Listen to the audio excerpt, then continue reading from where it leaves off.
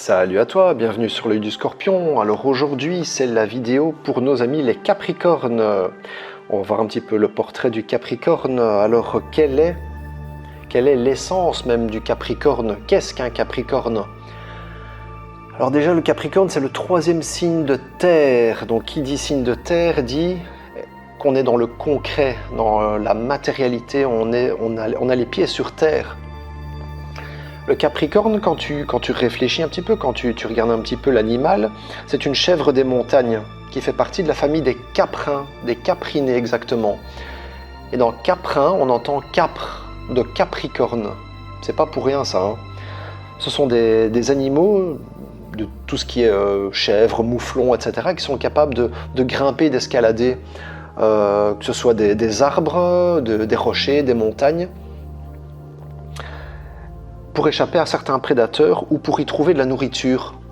On a certaines chèvres qui vont escalader certaines parois pour aller boire ou pour aller lécher des parois où il y a justement quelques minéraux qui leur suffisent, des minéraux qui leur manquent en fait dans leur nourriture.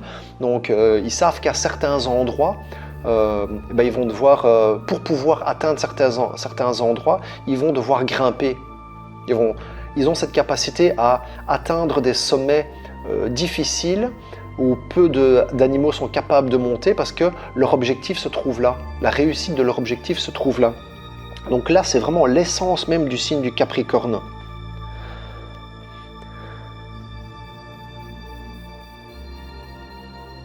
Donc ce sont des animaux qui sont capables d'escalader des parois qui sont parfois abruptes, difficiles à grimper.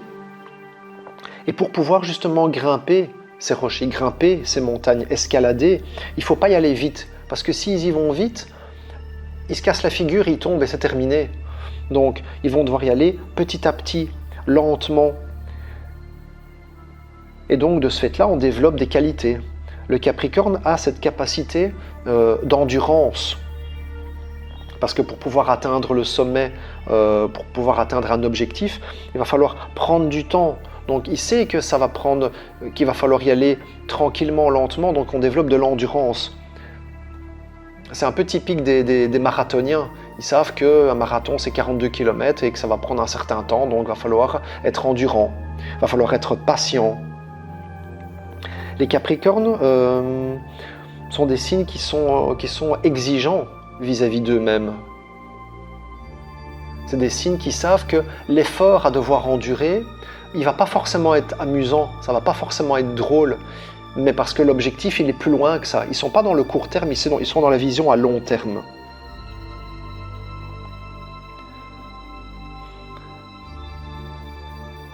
Donc rien ne sert de courir pour un Capricorne. Il sait que s'il a son objectif, il va développer tout ce qu'il faut, il va prendre les infos dont il a besoin pour atteindre petit à petit son objectif. Le signe du Capricorne est le 10e signe du zodiaque, donc il est en analogie quelque part avec la maison 10. La maison 10, elle parle du statut social, de la réussite sociétale, de la carrière, de l'ambition, de l'image publique et de la réputation. Ça veut bien dire ce que ça veut dire. Ça veut dire j'ambitionne, j'ai la volonté d'ambitionner, de grimper et de monter dans l'échelle sociale parce que j'y vois une certaine réussite, j'y vois une certaine réputation. Quelqu'un qui fait des études pendant 7 ans, 10 ans, après quelque part il a un diplôme qui a une haute valeur sociétale. Un médecin, un pilote d'avion ou autre, peu importe, qui aura fait beaucoup d'années d'études. Mais après, quand on va lui demander, tiens, tu fais quoi dans la vie? Je suis médecin, je suis pilote d'avion, Tout de suite, socialement, ça en jette. Parce qu'on se dit quelque part, il a un diplôme, il n'est pas bête, il est pas... Enfin, voilà quoi. Donc, il y a toute la valeur qui va derrière, en fait. Le signe du Capricorne est gouverné par la planète Saturne. Alors Saturne, là où il va se trouver en maison et en signe, il va poser un petit problème, c'est qu'il va être frustrant. Pourquoi? Parce que Saturne, c'est un petit peu comme le caillou dans la chaussure, comme j'aime bien le dire. Quand on a Saturne quelque part, on sent qu'il y a un domaine de notre vie qui bloque un peu, qui frustre un peu, parce qu'on ne peut pas aller aussi vite qu'on veut. Si on veut aller trop vite, ça va bloquer avec Saturne. Saturne va obliger de prendre du temps, il va obliger de comprendre une leçon quelque part. Saturne, c'est Chronos. Chronos, c'est le temps. Donc il y a vraiment cette notion de temps derrière Saturne et derrière le signe du Capricorne. Et pour pouvoir réussir son ascension, le Capricorne développe de la discipline. Effectivement, le Capricorne, il est son propre chef. Il ne faut pas aller dire à un Capricorne, tiens, il faut que tu fasses ci, tiens, il faut que tu fasses ça. Il n'a pas besoin de ça. Il le sait parce qu'il est discipliné. Il a de l'autodiscipline.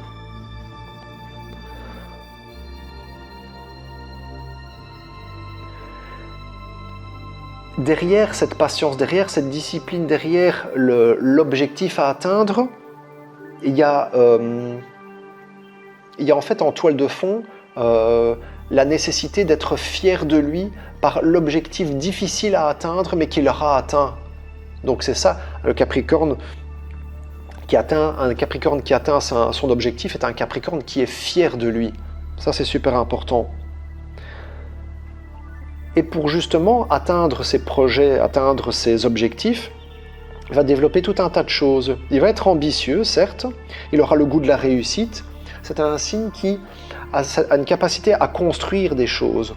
C'est un signe qui est mature, qui est sérieux, qui est structuré, qui est discipliné, qui est réfléchi, qui sait se contrôler.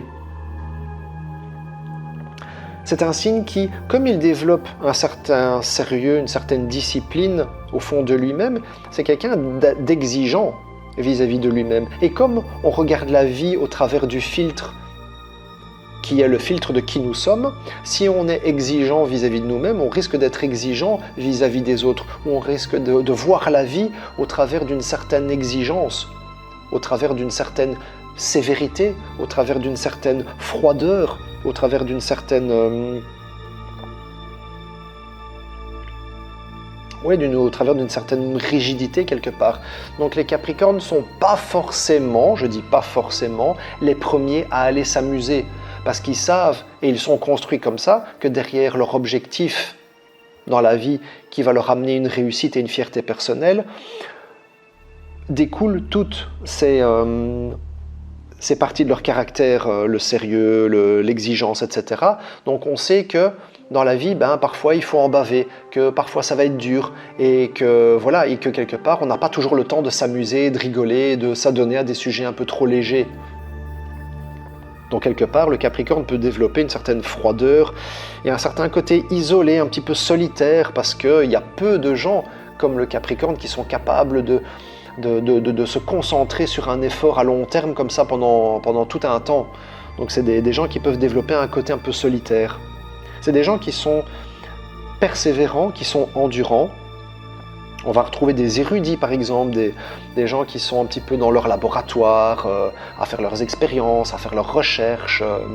D'ailleurs, le signe du Capricorne est lié à la recherche scientifique par exemple. La recherche scientifique, c'est le typique du chercheur en blouse blanche qui aura fait des études et qui va dire oui, on a fait telle étude et on sort telle théorie et et on ne peut pas la remettre en cause, on ne peut pas la remettre en question parce que la science a dit que.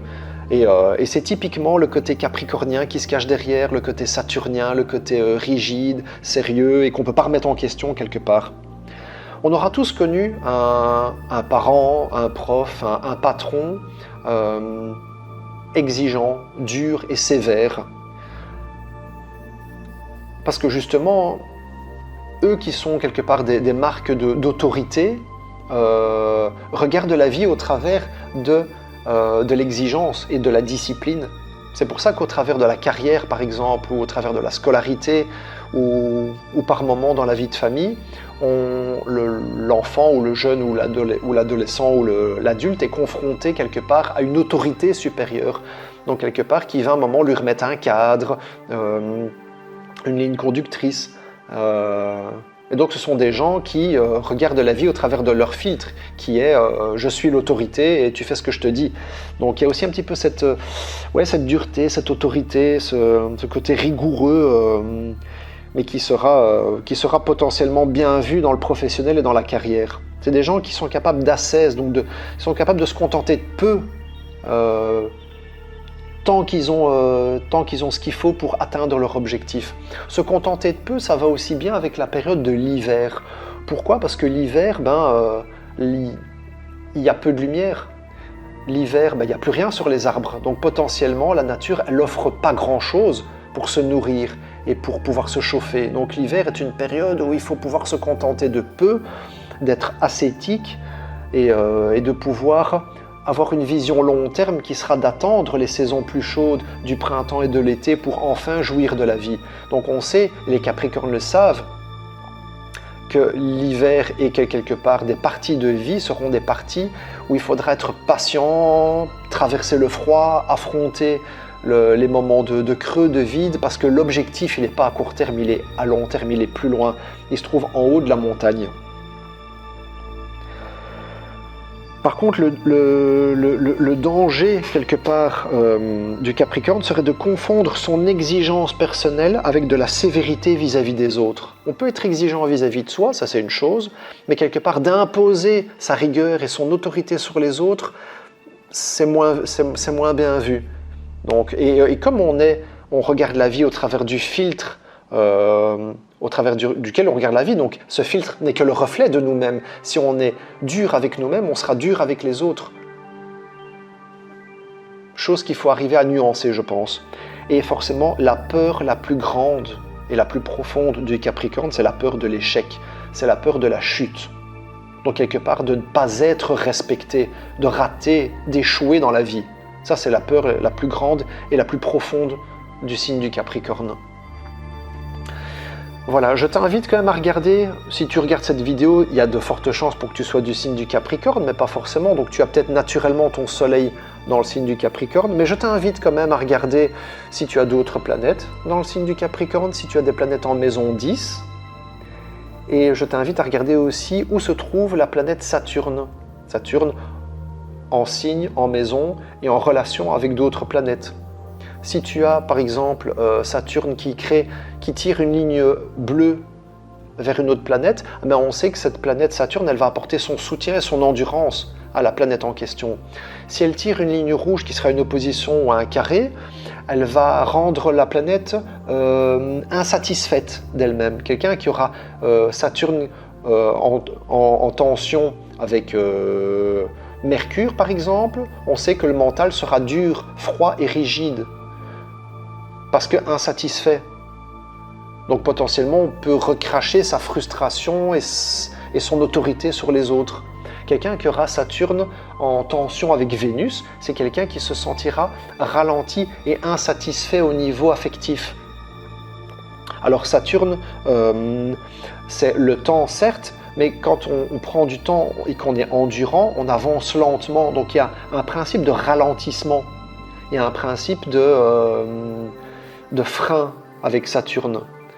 Donc je t'invite à regarder où tu as Saturne, dans quelle maison il se trouve. Si on fait un rapide tour du thème astral, Saturne en maison 1 ou à l'ascendant, ça va faire que tu vas projeter l'image de quelqu'un de froid, de mature certes, mais de rigide, d'exigeant.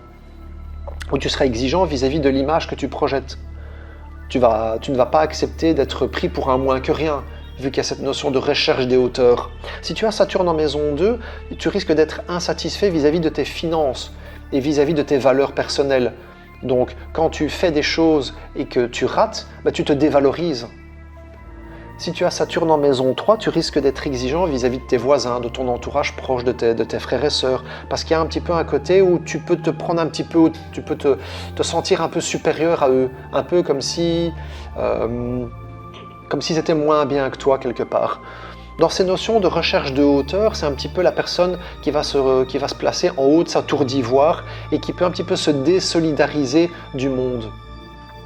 Quelqu'un qui aura Saturne en maison 3, c'est quelqu'un qui peut avoir certaines difficultés à l'école parce que lui, il a besoin de prendre son temps et que parfois à l'école, ça va trop vite. C'est quelqu'un qui peut se sentir insatisfait de ses connaissances et qui peut développer une boulimie compensatoire, donc chercher à en connaître toujours plus.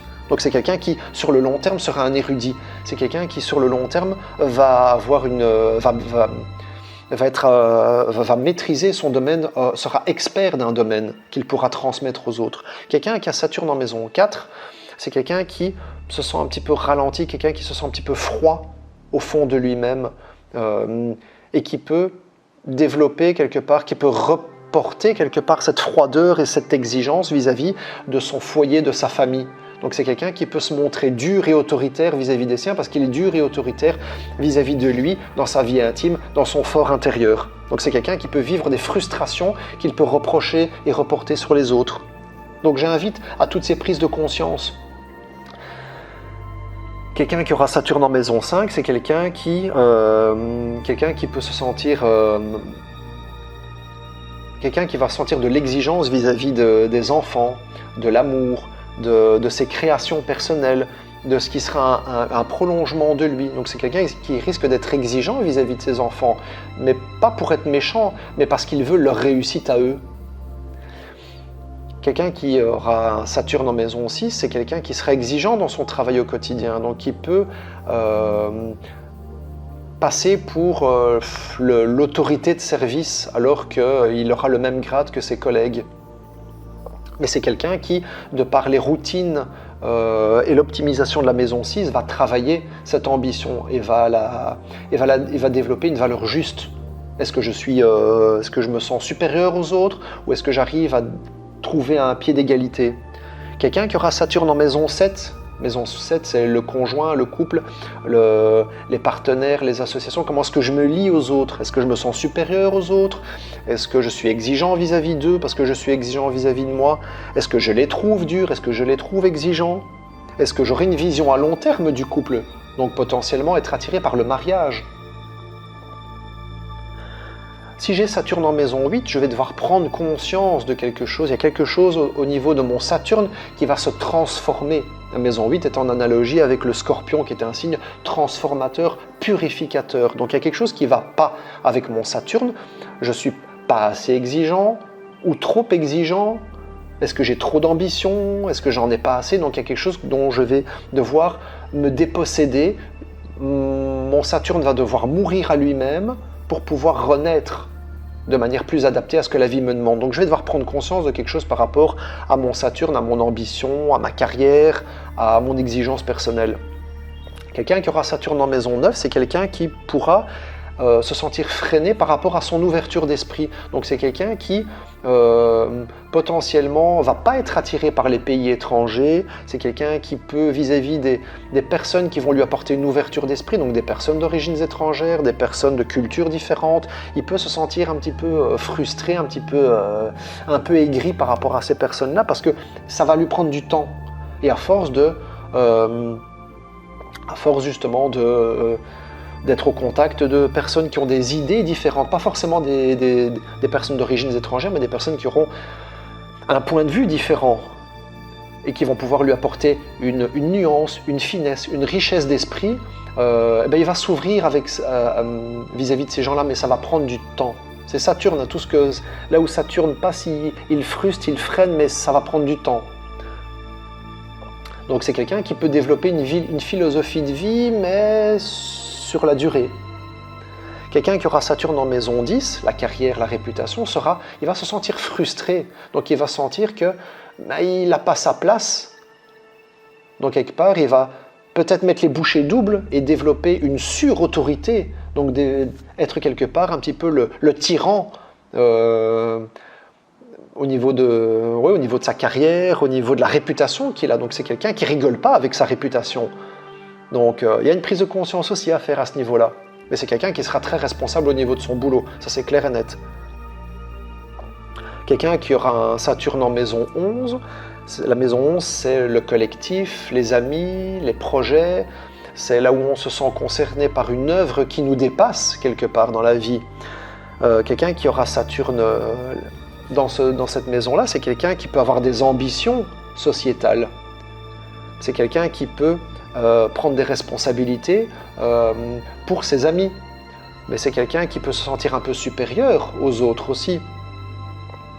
C'est quelqu'un qui peut avoir une ambition sociétale, quelqu'un qui veut être directeur directeur ou prendre des responsabilités au niveau d'une société, au niveau de l'humanitaire par exemple. C'est quelqu'un qui peut prendre à bras le corps des responsabilités humanitaires. C'est quelqu'un qui peut prendre des responsabilités au niveau du collectif. C'est un petit peu typique de la politique, ça, les hommes et les femmes politiques qui se sentent concernés par devenir une personne de référence, une autorité, une personne responsable pour la société. Pardon. Et Saturne en maison 12 va obliger quelque part à... Saturne en maison 12 va obliger à l'introspection, va obliger à prendre conscience de qui on est au plus profond de nous-mêmes, encore plus profondément qu'en maison 4, que le fort intérieur, mais qui est vraiment même la vie spirituelle, l'évolution spirituelle, le cheminement de l'âme va se trouver en maison 12. Donc c'est quelqu'un qui peut être attiré profondément par ça. Voilà, c'était pour un rapide tour de Saturne dans les 12 maisons. Si tu penses que cette vidéo peut être utile à quelqu'un, je t'invite à la partager, à la liker. Merci beaucoup de t'être abonné. La chaîne prend de plus en plus d'abonnés et ça me fait très plaisir. Si tu souhaites une analyse personnalisée, profonde de ton thème astral au complet, je t'invite à m'envoyer un mail qui se trouve en description de la vidéo. Tu étais sur l'œil du Scorpion, merci d'avoir regardé cette vidéo, à très bientôt.